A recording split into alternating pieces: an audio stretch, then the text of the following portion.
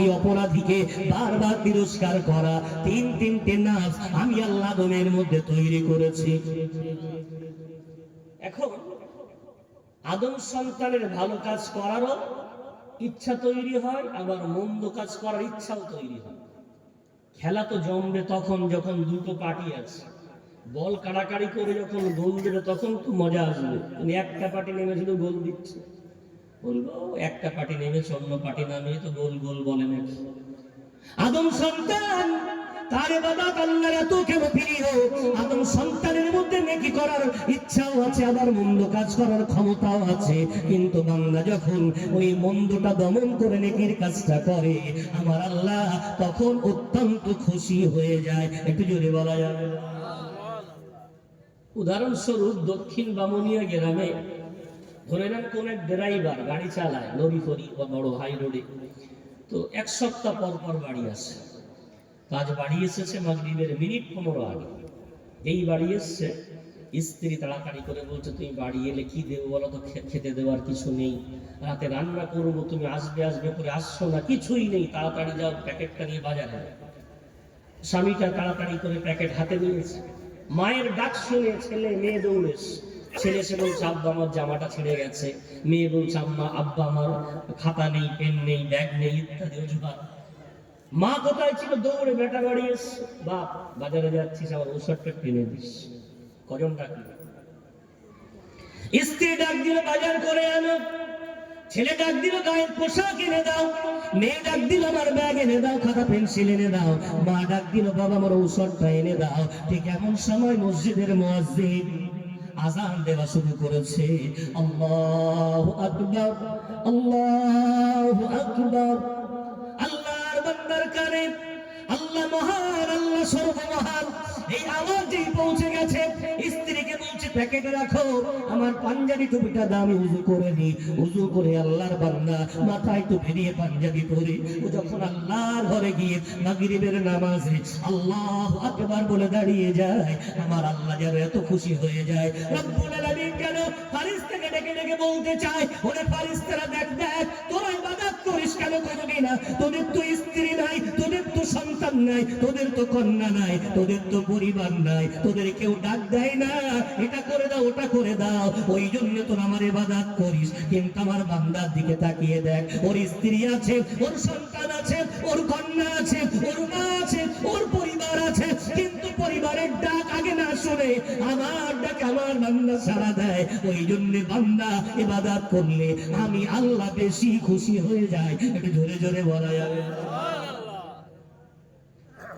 বান্দা তোমার ইবাদত আমার বিরাট ভালো লাগে, আমি তোমাকে সৃষ্টি করেছি এই জন্যে, আমার অন্য কোনো আশা নেই। তুমি বিরাট খেতে পারো ওই জন্য আমি সৃষ্টি করিনি। কেন? সমুদ্রের আমার মখলুক মাছ, ওরা যা খেতে পারে তুমি তা পারো না। তুই বিরাট সুন্দর বাড়ি বানাতে পারো ওই জন্য তৈরি করিনি। পূর্বের কওমে সামুদ, কওমে আদ, ওরা তোমাদের চেয়ে পাহাড় সুন্দর করে কাটিং করে বিল্ডিং বানাতো, তোমরা তা পারো না। আমি আল্লাহ তোমাদের বিল্ডিং বানাখানা বানানোর জন্য, খাওয়ার জন্য, ব্যবসা বাণিজ্য সাবধানের মতো ব্যবসা করতে পারবে? পারবে? কারণের মতো সম্পদশালী হতে, যার সম্পদের চাবিগুলো বইতে শত শত উট লাগতো। আমি আল্লাহ তোমাদের বানাই না, আমি তোমাদের বানিয়েছি বান্দা। আমার ইবাদত এভাবে করবে, মন ডাকবে একদিকে, তুমি মনটাকে দমন করে আমার সামনে ঝুঁকে যাবে, আমি তাতে বিরাট খুশি হয়ে যাবো। যদি বলা যাবে সুবহানাল্লাহ। এখন প্রশ্ন হবে ইবাদত করলে লাভ কি হবে? রব্বুল আলামিন ওই আয়াতের মধ্যে বললেন, বান্দা তুমি ইবাদত রবের করবে কেন জানো? ইবাদত যদি রবের করতে পারো তোমার মধ্যে একটা সিফাত তৈরি হবে, ওই সিফাতটার নাম হলো লাআল্লাকুম তাত্তাকুন। বান্দা তুমি মুত্তাকি হয়ে যেতে পারবে, খোদা ভীতি তোমার মধ্যে এসে যাবে, তুমি আল্লাহ ভীরু হয়ে যাবে। আর যখন তুমি মুত্তাকি হয়ে যাবে, তুমি হয়ে যাবে জান্নাতি। জান্নাতি একটু জোরে বলা যাবে? দক্ষিণ বামুনিয়ার আমার বাবাজিরা, ভাইয়েরা, ভিন্ন ভিন্ন মাযহাব দলমতের মানুষেরা, আমি হাতে ধরে নয় পায়ে ধরে বলবো, আজ থেকে আর নিজেদের মধ্যে দলাদলি আর করেন না। অনেক ঝামেলা করেছেন, মারপিট করেছেন, আর আমাদের দুর্দশা চোখে দেখতে পাচ্ছে। জান্নাত কাদের জন্য তৈরি হয়েছে? হানাফির জন্য, শাফির জন্য, মালিকির জন্য, হাম্বালির জন্য, সিলসিলার জন্য, তাবলীগের জন্য, আহলে হাদিসের জন্য, জামাত ইসলামের জন্য। আমি এক কোরআনের ছাত্র, গুণীজন জ্ঞানীজন সামনে বসে আছে, কথা নোট করেন, রেকর্ড করেন, ভুল বললে ধরিয়ে দেন, সারা জীবন কৃতজ্ঞ থাকবো। জান্নাত কাদের জন্য তৈরি? রব্বুল আলামিন কত সুন্দর করে বললেন, পারা নম্বর 4 পৃষ্ঠা নম্বর 6 সূরার নাম সূরাত আলী ইমরানের মধ্যে আল্লাহ বললেন, ওয়াসারিউ ইলা মাগফিরাতিন মির রাব্বিকুম ওয়া জান্নাতিন আরদুহাস সামাওয়াতু ওয়াল আরদু উইদ্দাত লিল মুত্তাকিন। যদি বলেন আল্লাহু আকবার। রব্বুল আলামিন বলেন, বান্দা বান্দি অতি দ্রুত ধাবিত হও ইলা মাগফিরাতিন মির রাব্বিকুম, তোমার রবের মাগফিরাতের দিকে। তোমার রব তোমাদেরকে ক্ষমা করার জন্য সর্বদাই হাত দুটো এমন করে প্রসারিত করে রাখেন। তোমাদের ক্ষমা করার জন্য তোমার রব প্রথম আসমানে এসে চিৎকার করে করে বলেন, আছো নাকি কোনো পাপী? আমার কাছে পাপের কথা বলো, আমি তোমাদের সমস্ত পাপগুলো ধুয়ে মুছে সাফ করে দেব। ওই রব্বুল আলামিন তোমাদেরকে ক্ষমা করতে চান, ওই রবের মাগফিরাতের দিকে দৌড়াও। নাম্বার 2, ওই জান্নাত পাওয়ার আশায় অতি দ্রুত তোমরা ভালো কাজ করো, যে জান্নাত আসমান জমিন এর চেয়ে অনেক অনেক গুণে বেশি প্রশস্ত। ওই জান্নাতটা বানানো হয়েছে উইদ্দাত লিল মুত্তাকিন, ওই জান্নাত বানানো হয়েছে মুত্তাকিনদের জন্য। একটু জোরে জোরে বলা যাবে সুবহানাল্লাহ। জান্নাত মুত্তাকিনদের জন্য বানানো হয়েছে। মুত্তাকি বলা হয় যারা খোদার ভয় করে, আল্লাহর ভয় করে, তাদের জন্য জান্নাত। ওই জন্যে আমরা হয়তো ফুরফুরা শরীফের মতাদর্শের মানুষ, পাশে হয়তো অন্য কেউ অন্য মাযহাবের মানুষ থাকুক, লড়াই অনেক করেছেন, আর না। ভারতবর্ষের অবস্থা তথা পৃথিবীর অবস্থা বুঝতে পারছেন? আমাদের যুবকরা থাকলে একটু ভালো হতো, কিন্তু জানি না কেন তারা নেই। আজকে ভারতবর্ষের এই করুণ অবস্থার জন্য কেউ দায়ী না, আমরা নিজেরাই দায়ী। 1924 সালে মাত্র 5 জন হিন্দু পরিষদের 5 জন ব্যক্তি অঙ্গীকার করেছিল যে আমরা 2025 সালে ভারতবর্ষকে হিন্দু রাষ্ট্র বানাবো। 1924 সাল মানে তখন ভারত স্বাধীন হয়নি। তখন মিলে 5 জন অঙ্গীকার করেছিল এবং বলেছিল আমরা বিয়ে শাদী করব না, আমরা দুনিয়ার কোনো দিকে তাকাবো না, আমাদের হিন্দু ধর্ম প্রতিষ্ঠিত করার জন্য যেটা লাগে সেটা করব। ইংরেজের পা চাটতে হয় তবু চাটবো, ওদের কাছে ভিক চাইতে হয় তবু চাইব, কিন্তু আমরা আমাদের হিন্দু রাষ্ট্র কায়েম করেই ছাড়ব। আজ 2025 100 বছর পূর্ণ হয়েছে। ভারতবর্ষ হিন্দু রাষ্ট্র হতে আর বিঘাত খানেক বাকি আছে। কি বললাম? বিঘাত খানেক। বুঝতে পারছেন? ওরা যখন হিন্দু রাষ্ট্র বানাবে বলে প্রতিজ্ঞা করলো, কি করলো? ইউনিয়ন বানালো। রিক্সা ইউনিয়ন, শ্রমিক ইউনিয়ন, ব্যবসা ইউনিয়ন, উকিল union, barrister union, master union. এক কথায় প্রত্যেক কর্মস্থানে যে যে কাজ করে সেই কর্মস্থানে তারা ইউনিট তৈরি করে ঐক্যবদ্ধ। ওরা সব কিন্তু এক দেবদেবীর পূজারী না, তারপরেও ইউনিট। ওরা যখন 100 বছর ধরে ঐক্যবদ্ধ হচ্ছিল, আমরা তখন ওলামারা, ওর পাঞ্জাবি চেরা, এর পাঞ্জাবি গোল, ওর মাথার টুপি লম্বা, এর মাথার টুপি গোল, ও কিয়াম করে, এ কিয়াম করে না, এ আজানের পরে হাত তোলে, ও তোলে না, এ আমিন আসতে বলে, ও জোরে বলে, ও নাভির তলায় হাত বাঁধে, বুকের উপরে বাঁধে।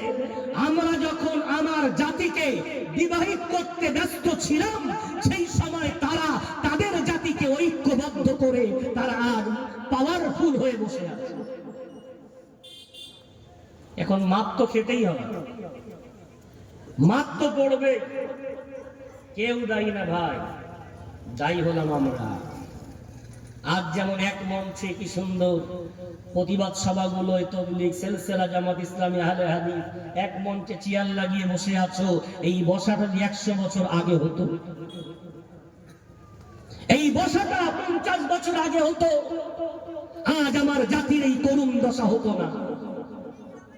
ভেদাভেদ থাকবেই, মতনৈক্য থাকবেই, ইখতিলাফ থাকবেই, থাকুক না আপন জায়গায়, তাদের ধর্মে হাজার খোদা থাকার পরে তারা যদি এক প্ল্যাটফর্মে আসতে পারে, আমার ধর্মে আমাদের আল্লাহ এক, নবী এক, কোরআন এক, এর ভিত্তিতে তো আমরা এক হতে পারতাম।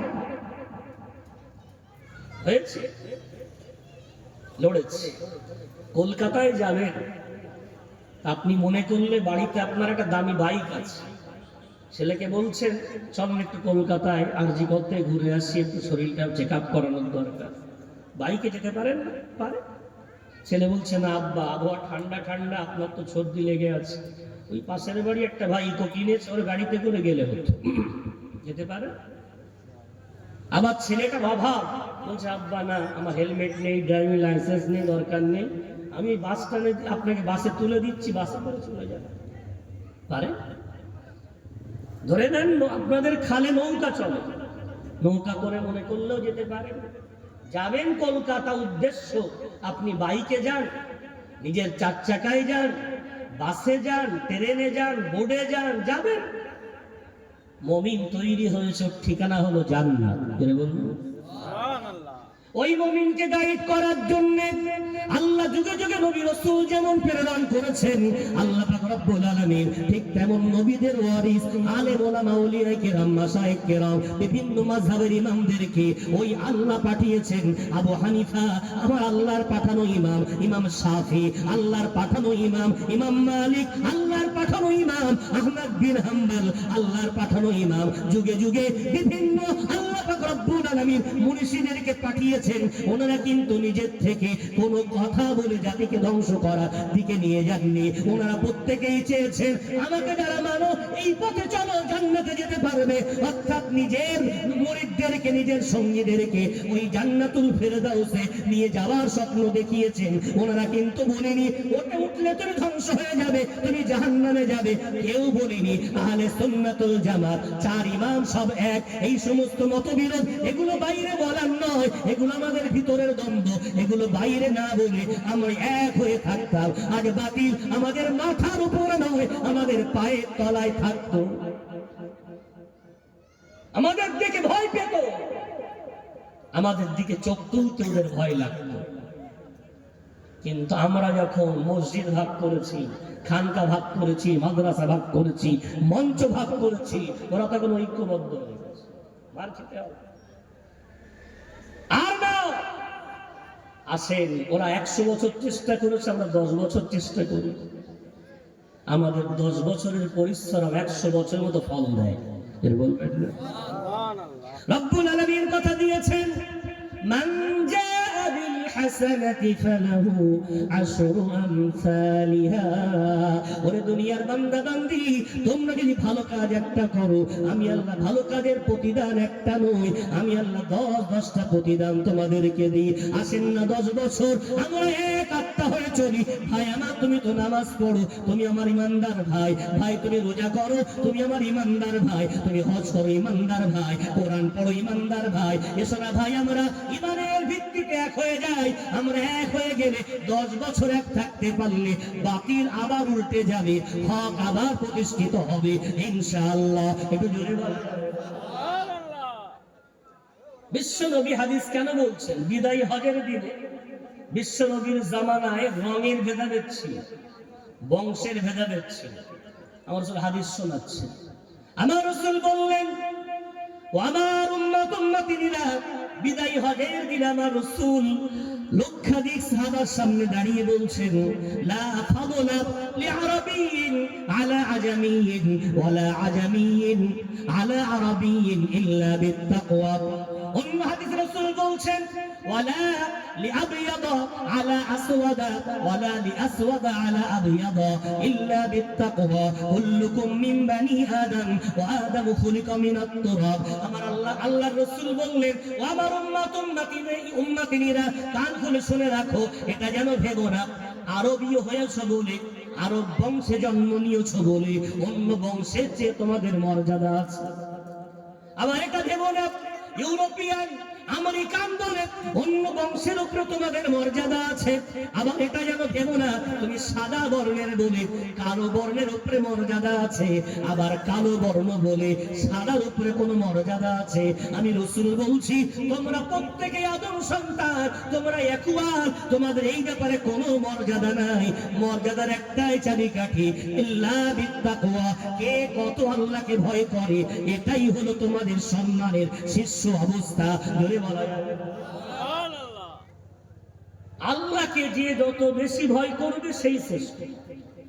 তাহলে শ্রেষ্ঠত্বের জন্য দল মত সব বলা হয়নি, খোদাকে ভয় করাটাই এটাই হলো শ্রেষ্ঠত্বের শীর্ষ চূড়া। বলা যাবে ভাই আমার বাবজি আমার। এখন আমি জানি না কত বছরে মাহফিল হচ্ছে, হ্যান্ডবিলে অনেক চেষ্টা করলাম, তবে আজকে বহুদিন পর খুব ভালো লাগলো। এখানে কোনো তম লেখা নেই যে এত তম, অনেক জায়গায় লেখা থাকে 35তম, কোথাও 45তম, আজকে লেখা নেই। তো যেটাই হোক, যতদিন হোক, জলসা এত হওয়ার পরে আমাদের মধ্যে উন্নতি আনতেই হবে, অন্যথায় আমরা কিন্তু সমাজের হাস্যকর পাত্র হয়ে যাব। একটা গল্প আছে, একটা ছেলে মোড়ের মাথার বাজার থেকে জানুয়ারি মাস পড়লেই ও সেই দোকান থেকে খাতা, পেন্সিল, ব্যাগ, বই সব ক্রয় করে। তো দোকানদার জিজ্ঞাসা করে, বেটা এবার কোন ক্লাসে উঠলে? তো বলছে অনেক। দ্বিতীয় বছরে আবার কিনতে গেছে, এবার কোন ক্লাস? বলছে অনেক। 8 বছর ধরে জিজ্ঞাসা করে, প্রতি বছর বলে অনেক। দোকানদার খুব রাগ করে বলছে, বেটা তুই তো আসতিস ছোট্ট, 8 বছর ধরে বড় হয়ে গেল, তোর সাইজ বড় হয়ে গেল, তোর বিবেক বুদ্ধি বড় হয়ে গেল, তুই এখনো অনেক। বলছে, চাচাজি মূলত আমি পরীক্ষায় পাস করতে পারি না, ফেল করি, তাই প্রতি বছর আমি অনেক। ভাই আমার, জলসা প্রতি বছর দিচ্ছি, বক্তা এখন 6 মাস 8 মাস আগে দাওয়াত না করলে পাওয়া যায় না, বক্তাদের খুব চাহিদা। ভাই আমার, আমাদের সমাজের অবস্থা, ইসলামের মৌলিক ভিত হলো 5টা, তার মধ্যে নম্বর 1 ঈমান, নাম্বার 2 নামাজ, নাম্বার 3 রোজা, নম্বর 4 হজ, নম্বর 5 যাকাত।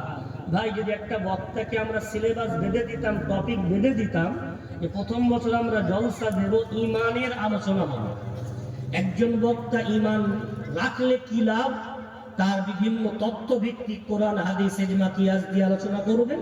পরের বক্তা এসে ঈমান না থাকলে কি ক্ষতি, ওই বিষয় নিয়ে তত্ত্ব ভিত্তিক কথা বলবেন।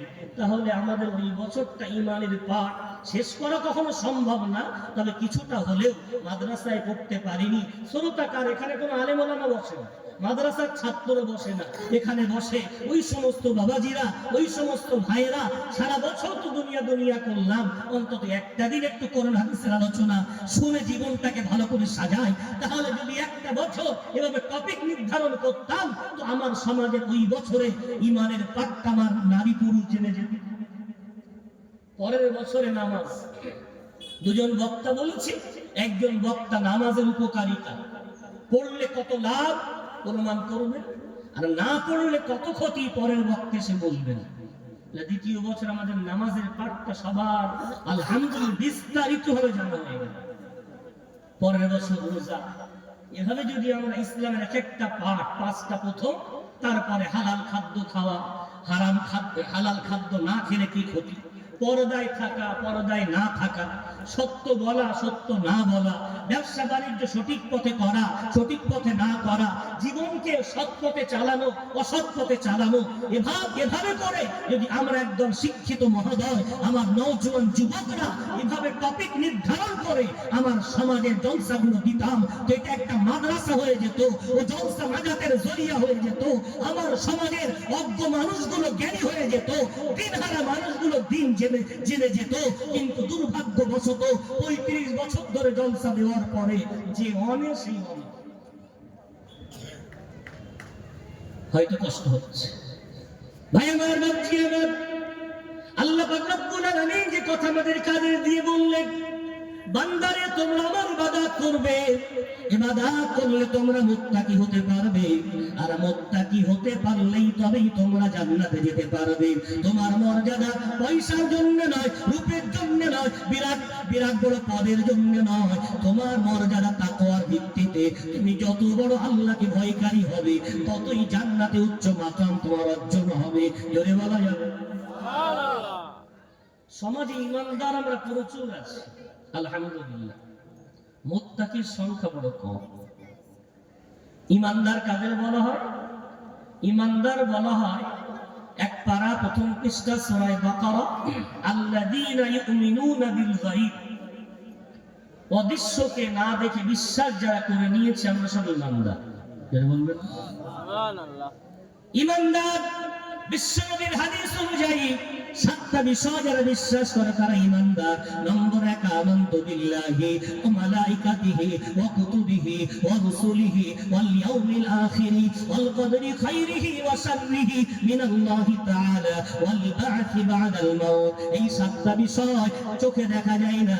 আমানতু বিল্লাহ, ঈমান এনেছি আল্লাহর উপরে, আল্লাহ কোনোদিন দেখিনি। ওয়া মালাইকাতিহি, অসংখ্য তার ফেরেশতা আছে, কোনোদিন চোখে দেখিনি, তারপরও বিশ্বাস করি। ওয়া মালাইকাতিহি ওয়া কুতুবিহি, অসংখ্য আসমানি কিতাব, তার মধ্যে উল্লেখযোগ্য হলো 4টা, কোরআনুল কারীম, তাওরাত, ইনজিল, জাবুর। কোরআন দেখলে বাকি কিতাব দেখিনি, বিশ্বাস করি। ওয়া রুসুলিহি, শুধু আমার নবী একজন রাসূল নন, ইতিপূর্বে অনেক নবীগণ অনেক রাসূলগণ এসেছেন, কাউকে দেখিনি, তারপরও বিশ্বাস করি। 5 নম্বর, ওয়াল ইয়াউমিল আখিরি, আখিরাতের দিন বলে একটা দিন আছে, চোখে দেখিনি, বিশ্বাস করি। ওয়াল কদরি খাইরিহি ওয়া শাররিহি মিনাল্লাহি তাআলা, ভাগ্যের মধ্যে ভালো এবং মন্দ আল্লাহ নির্ধারণ করেছেন, চোখে দেখিনি, বিশ্বাস করি। ওয়াল বা'থি বা'দাল মাউত, মরণের পরে আল্লাহ আবার তুলবেন, কাউকে উঠতে দেখিনি, তাও বিশ্বাস করি। ওই জন্য আমরা ইমানদার। একটু জোরে বলা যাবে সুবহানাল্লাহ। ইমানদার দুনিয়া অভাব নেই, ইমানদার আমরা আলহামদুলিল্লাহ, কিন্তু মুত্তাকি হতে পারলাম। এই যে বিশ্বাস, আল্লাহকে বিশ্বাস করি, এটা যখন মুত্তাকি হবে, বিশ্বাসটা রং দেবে, লাভ দেবে। যেমন আপনাকে কেউ জিজ্ঞাসা করলো, আমাকে জিজ্ঞাসা করলো, ভাই তুমি যাচ্ছ কই মাগরিবের সময় হন হন করে? একটু বিপরে মসজিদে যাচ্ছে। তো মসজিদ কার ঘর? আল্লাহর ঘর। মসজিদ আল্লাহর ঘর। তো আপনাকে ঘুরিয়ে প্রশ্ন করছে অন্য ধর্ম লোক, আচ্ছা তোমরা আল্লাহর ঘর বলো, ওই ঘরে কোনদিন আল্লাহকে দেখেছো? প্রশ্ন করতে পারে না, অধিকার আছে, বোঝাতে হবে তো। আপনি বলবেন ভাই কোনদিন আল্লাহকে দেখা যাবে না, তবে তুমি কেন বললে আল্লাহর ঘর? আপনি তখন বলবেন আমার আল্লাহ তাকে দেখা যায় না বলে তিনি তার কোরআন দিয়ে তার পরিচয়গুলো আমাদের সামনে তুলে ধরেছেন। ওটা আল্লাহর ঘর এমনি বলি না। আমাদের যারা কোরআন জানেন, বিশেষজ্ঞ যারা, ওলামা যারা, আলেম ওলামা যারা, ওনারা আমাদেরকে বলেছেন, পারা নাম্বার 29, পৃষ্ঠা নাম্বার 14, সূরার নাম সূরা জিনের মধ্যে আল্লাহ বলেছেন, ওয়া আন্নাল মাসাজিদা লিল্লাহ, দুনিয়াতে যত মসজিদ আছে, হোক না বাইতুল্লাহ, হোক না মদিনাতুল মুনাওয়ারার জামে মসজিদ, হোক না মক্কার জামে মসজিদ, হোক না কোনো দিল্লির জামে মসজিদ, হোক না আপনার দক্ষিণ বামুনিয়ার জামে মসজিদ, আমার আল্লাহ কোরআনে বলেছেন গোটা মসজিদ গুলো আমি আল্লাহ আমার ঘর, ফালা তাদউ, ওখানে গিয়ে আল্লাহ ছাড়া কাউকে কোনোদিন ডাকবে না। জোরে বলা যাবে সুবহানাল্লাহ। আল্লাহর ঘর, তাই আল্লাহর ঘরে আমি নামাজ, আল্লাহর হুকুম পড়তে যাচ্ছি। যাক ভালো। তো মসজিদে গিয়েছেন ভাই, আপনারা তো দেখি, কোন বেধর্মী প্রশ্ন হচ্ছে, আপনারা তো দেখি বাইরে বিড়ি খান, তাস খেলেন, জুয়া খেলেন, গান বাজনা করেন, তো আপনাদের আল্লাহর ঘরের মধ্যে ওই কাজগুলো করতে পারেন? লেগে গেছে বেয়াদব, এই ধরনের প্রশ্ন করছে। রাগলে তো হবে না, প্রশ্ন করার অধিকার আছে,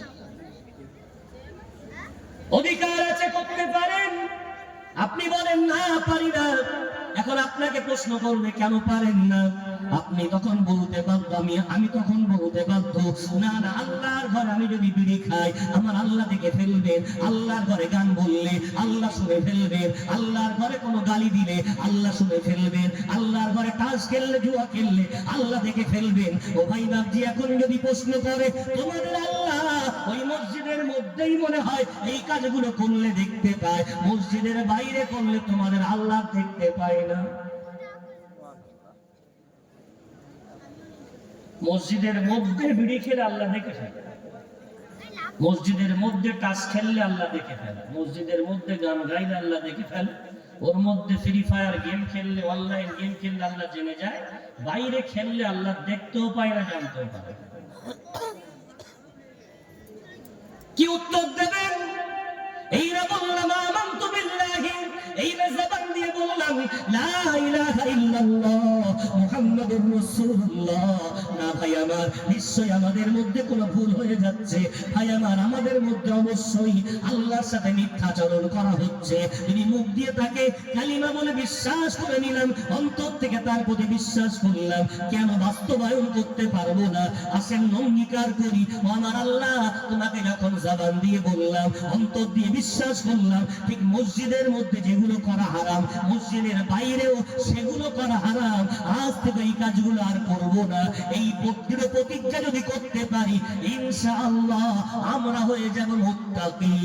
মানুষ জিজ্ঞাসা করছে, ভাই মসজিদের মধ্যে বিড়ি খাও না, বাইরে কেন খাও না?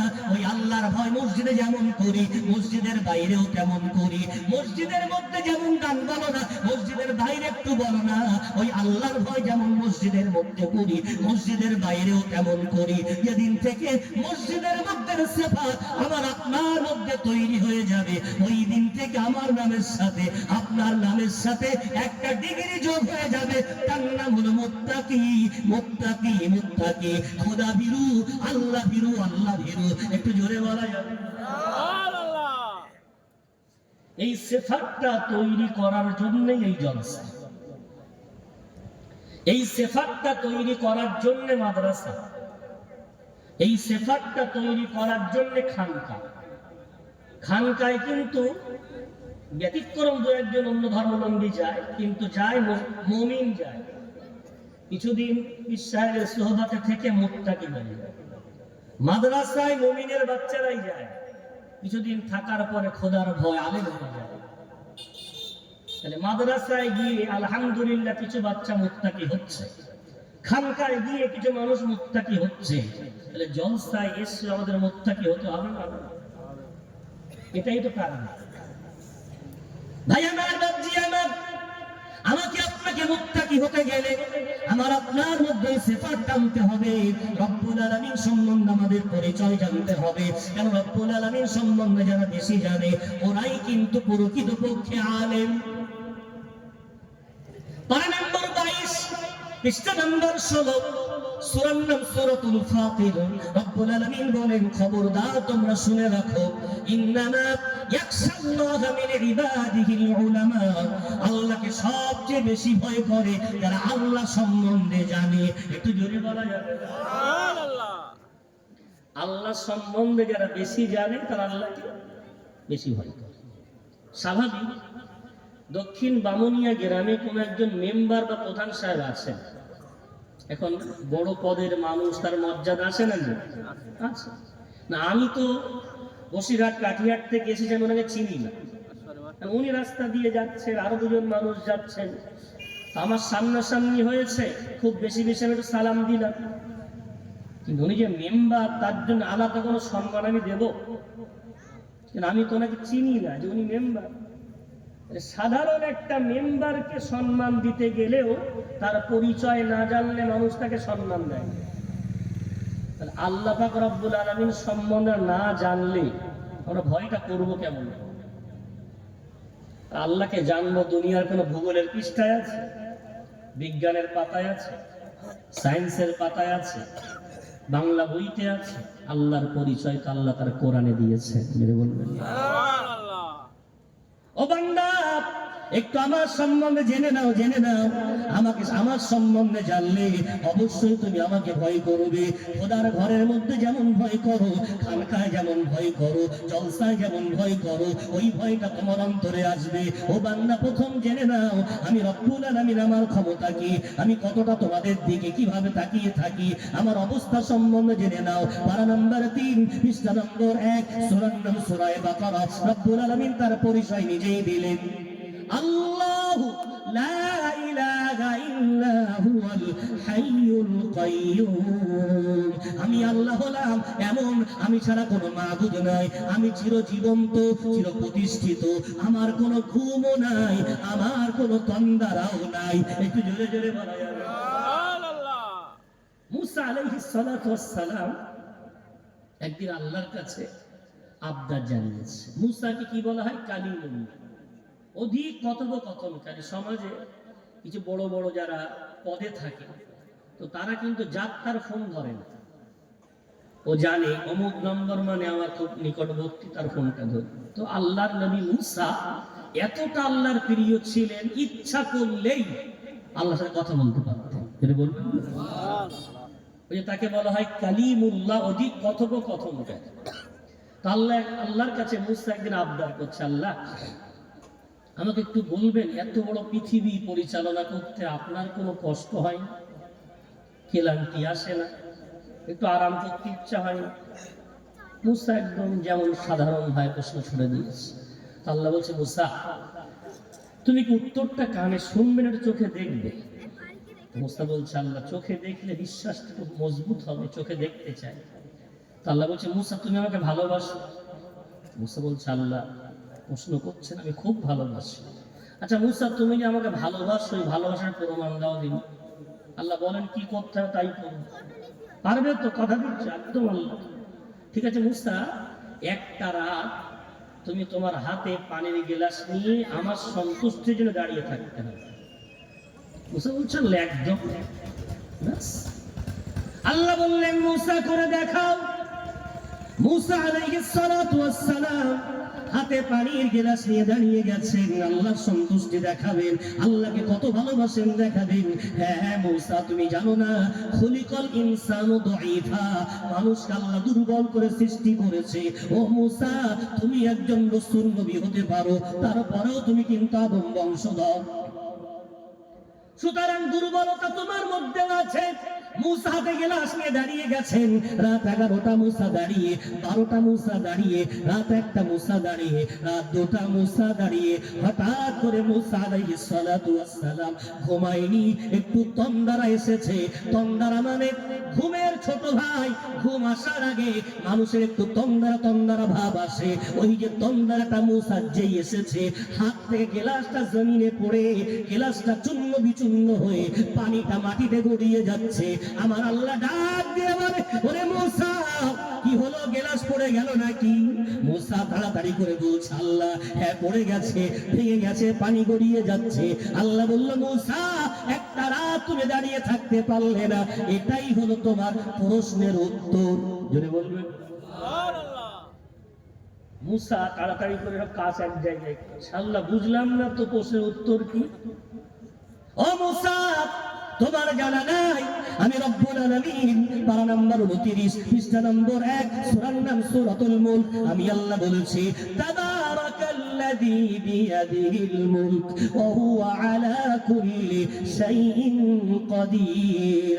আমি আল্লাহ, আমার জাত হলো বরকতময়। তাবারাকাল্লাযী, বরকতময় ওই সত্তা, আল্লাযী বিয়াদিহিল মুলক, যার হাতের মুঠোয় গোটা কায়নাত, গোটা পৃথিবী রব্বুল আলামিনের হাতের মুঠোয়। ওরে মুসা তুমি বলো না, তোমার হাতের গ্লাস যদি তন্দারার জন্য পড়ে চূর্ণ বিচূর্ণ হয়ে যায়, আমি রব যদি একটু ঘুমিয়ে পড়ি, আমার যদি একটু তন্দারা আসে, গোটা পৃথিবী এমন ভাবে চূর্ণ বিচূর্ণ হয়ে যাবে। ওই জন্য আমি রব, আমার তন্দারাও নাই, আমার ঘুমও নাই। একটু জোরে জোরে বলা যাবে সুবহানাল্লাহ। মুসা আমার সম্বন্ধে পরিচয় জেনে গেলে, আমাদের স্রষ্টা তো এমন, তিনি চিরজীবন্ত, চিরপ্রতিষ্ঠিত।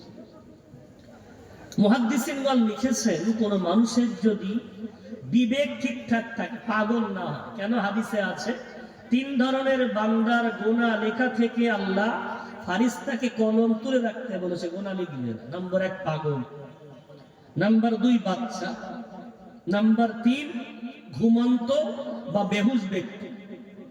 এই তিন ধরনের বান্দা বান্দির কোনো গুনাহ লেখা হবে। সুতরাং মুহাদ্দিসিনগণ বলেছেন যারা বিবেক আছে সে অবশ্যই রব সম্বন্ধে জেনে যেতে পারবে, রবের পরিচয় জেনে যাবে। তাকে কেউ বলুক আর নাই বলুক, বলবেন কি করে জানবে? সেটা আল্লাহ কোরআনে সুন্দর একটা ঘটনার দ্বারাই বুঝিয়েছে। ঘটনাটা অন্য কারণ নয়, ঘটনাটা হলো ইব্রাহিম আলাইহিস সালাতু ওয়াস সালামের সুন্দর ঘটনা। 7 পারা 16 পৃষ্ঠা সূরাতুল আনআমের মধ্যে রব্বুল আলামিন সুন্দর করে বুঝিয়েছে।